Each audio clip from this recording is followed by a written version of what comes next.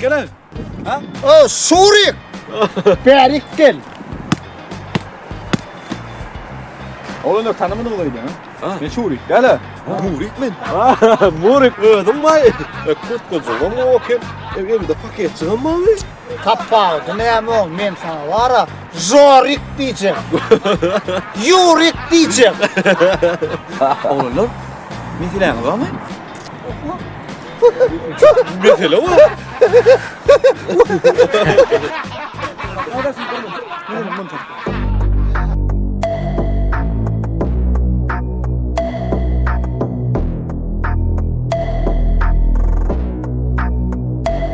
Oğlum. Ha. Hazır men sizden. Meteli çoy yani. Erkek oldu mu? Yes. Oh, al gıtta bulan o. Çıkayım. Bolonla varam ve bulara mallakta. Değil vallahi.